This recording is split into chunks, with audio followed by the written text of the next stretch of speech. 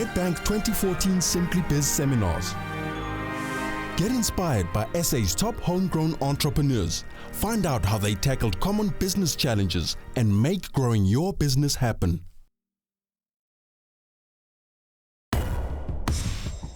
Well, every businessman must instigate a self-inflection point and shock yourself out of your comfort zone. That's the only way you can move away from being a 1 million rand turnover company to a 20 million rand company, knowing that there are shocks that come with that. Some people shy away from growing simply because there's uncertainty that's involved in it. I come from a township called Umlazi, which is south of Durban. There was a very communal type of ethos.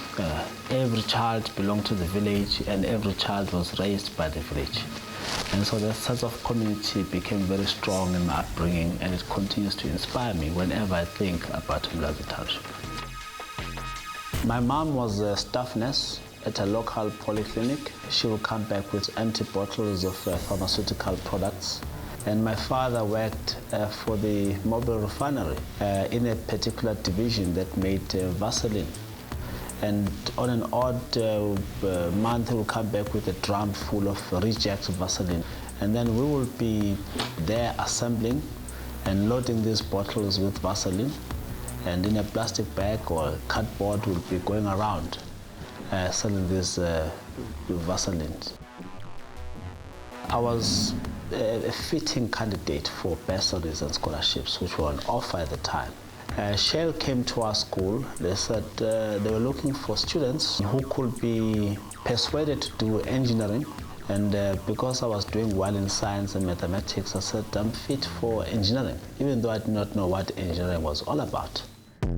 But very important that when I was at high school, this school principal so believed in me that I was always in the list of people to represent the school. So leadership was thrust in me. Shell had many of us who were in their books. They could not guarantee employing all of us. So during my third year, they relieved us from the commitment to work for Shell. Even though they offered me a job, I said, no, I'm not prepared to go and work in Mpumalanga. I want to work in Natal at the time. So I went to work for Richards Bay Minerals as an engineer. I worked there for 1.5 years, and then I went to Mobile Refinery. Thereafter, I worked for National Sorghum Breweries up here in Johannesburg. I worked for South African breweries before I decided to change my career and go into finance. I knew that even though I had qualified as an engineer on record time, in my heart of hearts, I knew engineering was not my calling. And I had to face up to that reality ASAP. I was always inquisitive about matters of economics and business. So I decided maybe if I go and do an MBA, I will know more about these things, but at the same time I'll get an opportunity to change a career. Initially I thought I would go into marketing, but when I got to UCT to do my MBA, I discovered that the best combination was engineering, which I had, and finance. After qualifying, I went to work for a merchant bank. At the time, there was a hive of activity. Organizations were restructuring, and here I was, a young merchant banker, being called advisor. It was a huge boost in my own confidence.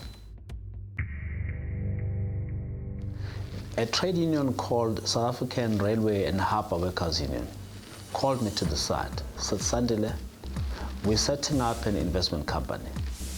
Would you advise us on how best to structure it? Cutting a long story short, I started off advising the trade union on how to set up a company, and I ended up being the founding CEO of this company.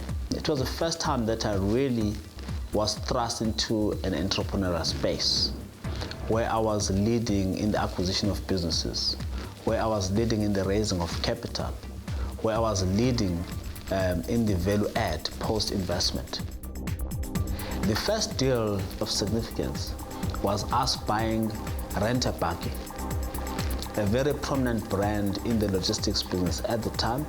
We bought it from Rennie's Group and they sold it to us. At the time, if I'm not mistaken, it was 19.8 million rands for 100% of the business. But we started off small, owning less than 50%, and we moved into a controlling position and ultimately we bought 100% of the business. I assumed a great deal of prominence in the business space. I began to make a name for myself.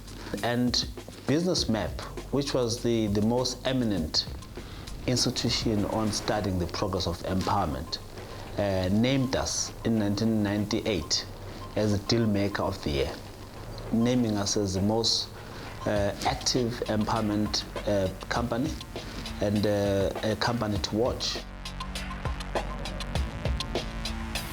I decided in 2000 I must go and study at Harvard, do a program for global leadership, which was a 4-month program.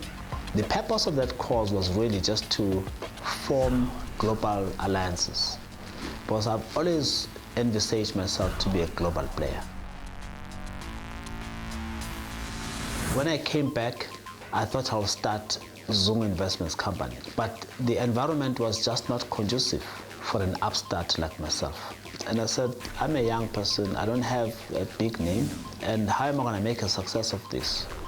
And so I joined Dikgang Moseneke. At the time, he was the CEO of Nail, who recruited me to say, come and work with me. I think you can add value, come and work with me. So I went to work for Nail as an executive director responsible for strategy and empowerment.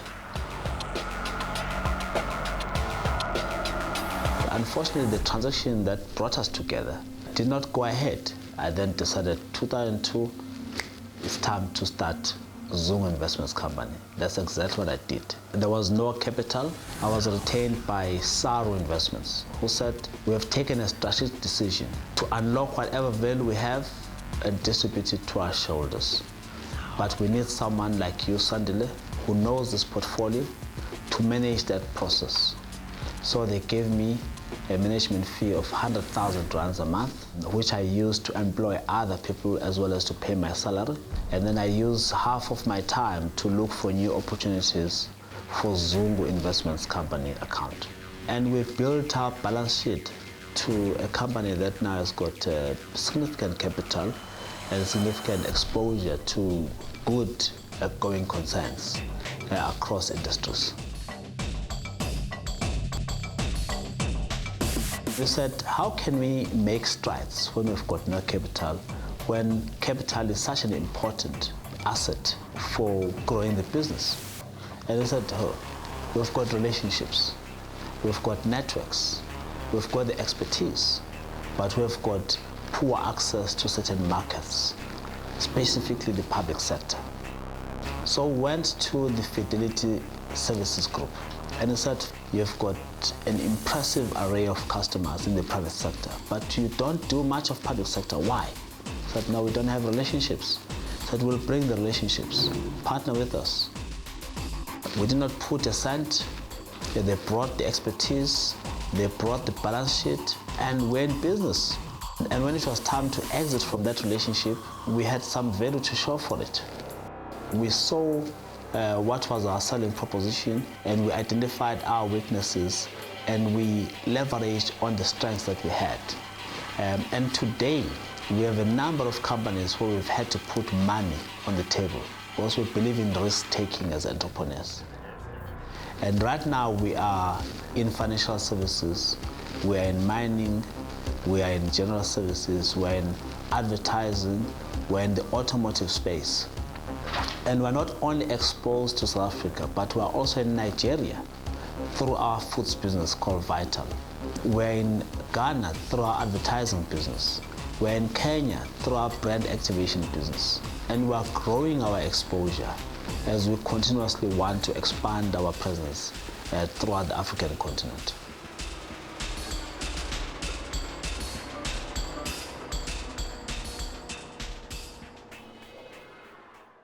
Nedbank is proud to vote small business For updates on more SmallBiz seminars, go to simplybiz.co.za. Make things happen. Nedbank.